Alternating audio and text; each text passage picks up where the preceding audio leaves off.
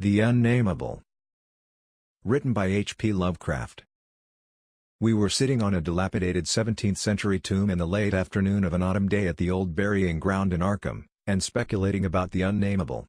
Looking toward the giant willow in the center of the cemetery, whose trunk has nearly engulfed an ancient, illegible slab, I had made a fantastic remark about the spectral and unmentionable nourishment which the colossal roots must be sucking in from that hoary, charnel earth, when my friend chided me for such nonsense and told me that since no interments had occurred there for over a century, nothing could possibly exist to nourish the tree in other than an ordinary manner. Besides, he added, my constant talk about unnamable and unmentionable things was a very puerile device, quite in keeping with my lowly standing as an author. I was too fond of ending my stories with sights or sounds which paralyzed my heroes' faculties and left them without courage, words, or associations to tell what they had experienced. We know things, he said, only through our five senses or our religious intuitions, wherefore it is quite impossible to refer to any object or spectacle which cannot be clearly depicted by the solid definitions of fact or the correct doctrines of theology. Preferably those of the Congregationalists, with whatever modifications tradition and Sir Arthur Conan Doyle may supply. With this friend, Joel Manton, I had often languidly disputed. He was principal of the East High School, born and bred in Boston and sharing New England's self-satisfied deafness to the delicate overtones of life. It was his view that only our normal, objective experiences possess any aesthetic significance, and that it is the province of the artist not so much to rouse strong emotion by action, ecstasy, and astonishment, as to maintain a placid interest and appreciation by accurate, detailed transcripts of everyday affairs. Especially did he object to my preoccupation with the mystical and the unexplained, for although believing in the supernatural much more fully than I, he would not admit that it is sufficiently commonplace for literary treatment. That a mind can find its greatest pleasure in escapes from the daily treadmill, and in original and dramatic recombinations of images usually thrown by habit and fatigue into the hackneyed patterns of actual existence, was something virtually incredible to his clear, practical, and logical intellect. With him all things and feelings had fixed dimensions, properties, causes, and effects, and although he vaguely knew that the mind sometimes holds visions and sensations of far less geometrical, classifiable, and workable nature, he believed himself justified in drawing an arbitrary line and ruling out of court all that cannot be experienced and understood by the average citizen. Besides, he was almost sure that nothing can be really unnamable. It didn't sound sensible to him, though I well realized the futility of imaginative and metaphysical arguments against the complacency of an orthodox sun-dweller. Something in the scene of this afternoon colloquy moved me to more than usual contentiousness. The crumbling slate slabs, the patriarchal trees, and the centuried gambrel roofs of the witch-haunted old town that stretched around, all combined to rouse my spirit in defense of my work, and I was soon carrying my thrusts into the enemy's own country. It was not, indeed, difficult to begin a counterattack, for I knew that Joel Manton actually half clung to many old wives' superstitions which sophisticated people had long outgrown. Beliefs in the appearance of dying persons at distant places, and in the impressions left by old faces on the windows through which they had gazed all their lives. To credit these whisperings of rural grandmothers, I now insisted, argued a faith in the existence of spectral substances on the earth apart from and subsequent to their material counterparts. It argued a capability of believing in phenomena beyond all normal notions, for if a dead man can transmit his visible or tangible image half across the world, or down the stretch of the centuries, how can it be absurd to suppose that deserted houses are full of queer sentient things, or that old graveyards teem with the terrible, unbodied intelligence of generations?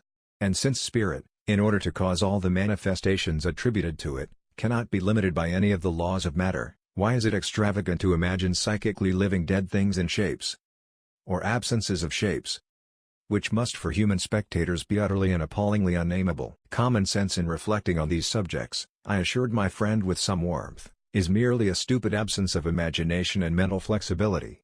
Twilight had now approached, but neither of us felt any wish to cease speaking.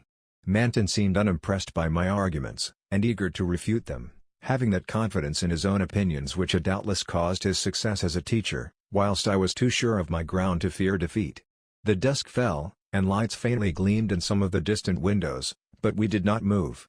Our seat on the tomb was very comfortable, and I knew that my prosaic friend would not mind the cavernous rift in the ancient, root-disturbed brickwork close behind us, or the utter blackness of the spot brought by the intervention of a tottering, deserted 17th-century house between us and the nearest lighted road. There in the dark, upon that riven tomb by the deserted house, we talked on about the unnamable, and after my friend had finished his scoffing I told him of the awful evidence behind the story at which he had scoffed the most. My tale had been called The Attic Window, and appeared in the January, 1922, issue of Whispers. In a good many places, especially the South and the Pacific Coast, they took the magazines off the stands at the complaints of silly milksops, but New England didn't get the thrill and merely shrugged its shoulders at my extravagance. The thing, it was averred, was biologically impossible to start with, merely another of those crazy country mutterings which Cotton Mather had been gullible enough to dump into his chaotic Magnalia Christi Americana, and so poorly authenticated that even he had not ventured to name the locality where the horror occurred. And as to the way I amplified the bare jotting of the old mystic, that was quite impossible, and characteristic of a flighty and notional scribbler. Mather had indeed told of the thing as being born, but nobody but a cheap sensationalist would think of having it grow up, look into people's windows at night, and be hidden in the attic of a house, in flesh and in spirit, till someone saw it at the window centuries later and couldn't describe what it was that turned his hair gray. All this was flagrant trashiness, and my friend Manton was not slow to insist on that fact. Then I told him what I had found in an old diary kept between 1706 and 1723, unearthed among family papers not a mile from where we were sitting, and the certain reality of the scars on my ancestor's chest and back which the diary described. I told him, too, of the fears of others in that region, and how they were whispered down for generations, and how no mythical madness came to the boy who in 1793 entered an abandoned house to examine certain traces suspected to be there. It had been an eldritch thing. No wonder-sensitive students shudder at the Puritan age in Massachusetts.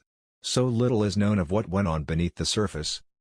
So little, yet such a ghastly festering as it bubbles up putrescently in occasional ghoulish glimpses. The witchcraft terror is a horrible ray of light on what was stewing in men's crushed brains, but even that is a trifle. There was no beauty, no freedom. We can see that from the architectural and household remains, and the poisonous sermons of the cramped divines. And inside that rusted iron straitjacket lurked gibbering hideousness, perversion, and diabolism. Here, truly, was the apotheosis of the unnamable. Cotton Mather, in that demoniac sixth book which no one should read after dark, minced no words as he flung forth his anathema. Stern as a Jewish prophet, and laconically unamazed as none since his day could be, he told of the beast that had brought forth what was more than beast but less than man. The thing with the blemished eye. And of the screaming drunken wretch that they hanged for having such an eye. This much he baldly told, yet without a hint of what came after. Perhaps he did not know, or perhaps he knew and did not dare to tell. Others knew, but did not dare to tell. There is no public hint of why they whispered about the lock on the door to the attic stairs in the house of a childless, broken, embittered old man who had put up a blank slate slab by an avoided grave, although one may trace enough evasive legends to curdle the thinnest blood. It is all in that ancestral diary I found, all the hushed innuendos and furtive tales of things with a blemished eye seen at windows in the night or in deserted meadows near the woods. Something had caught my ancestor on a dark valley road, leaving him with marks of horns on his chest and of ape-like claws on his back, and when they looked for prints in the trampled dust they found the mixed marks of split hooves and vaguely anthropoid paws. Once a post rider said he saw an old man chasing and calling to a frightful loping, nameless thing on Meadow Hill in the thinly moonlit hours before dawn, and many believed him.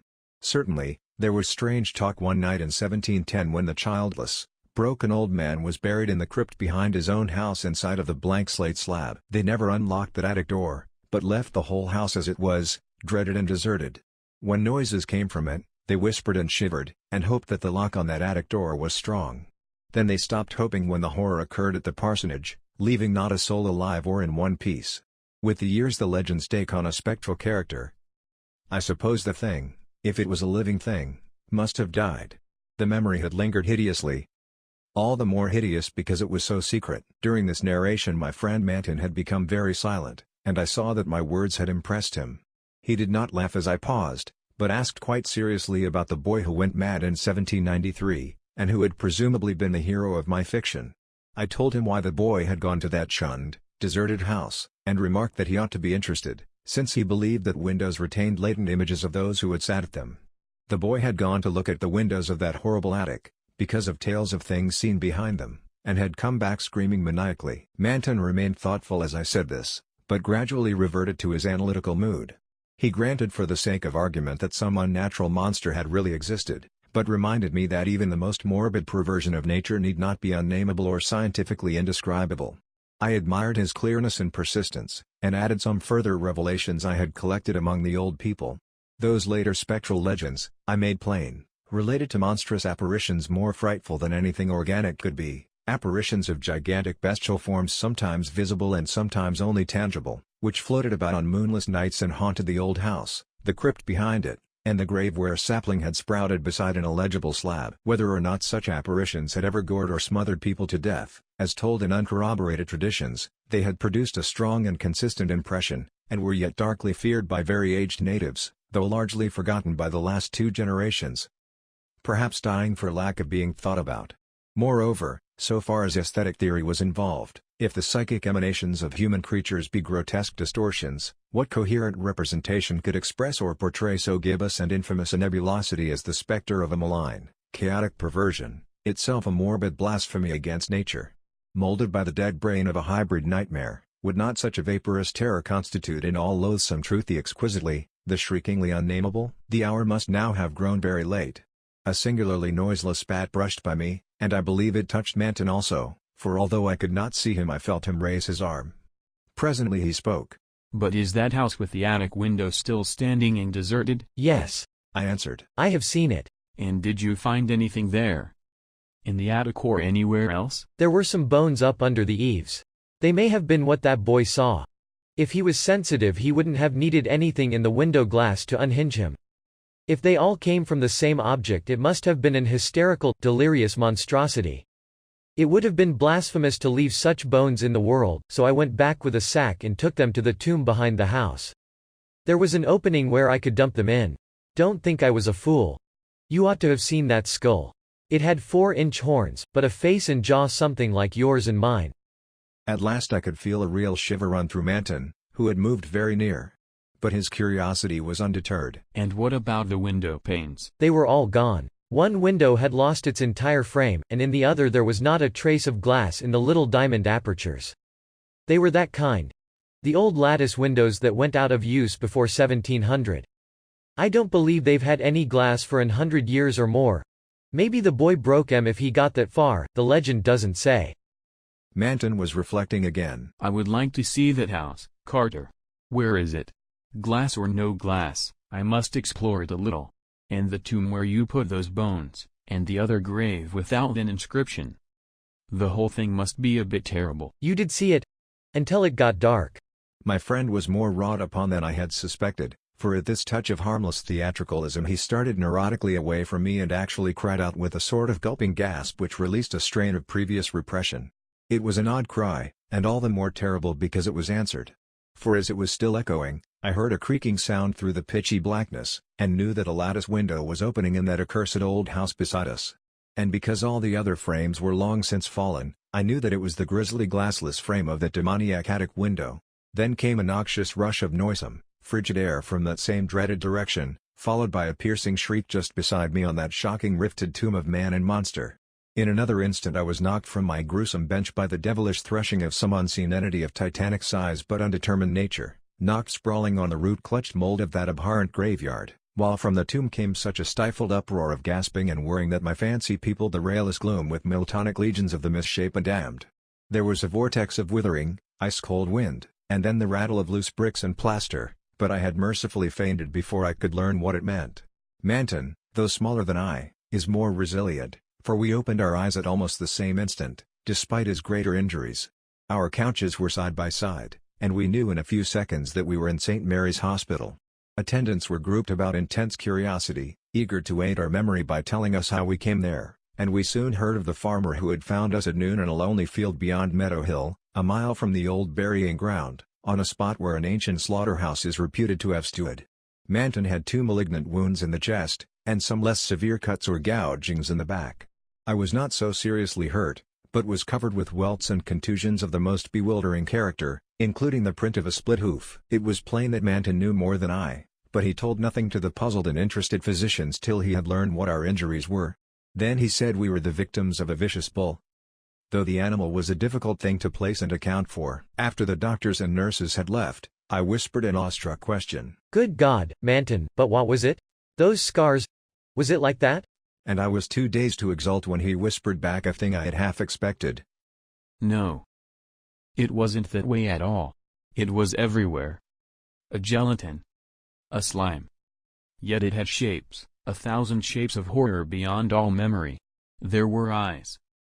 And a blemish. It was the pit. The maelstrom. The ultimate abomination. Carter, it was the Unnamable.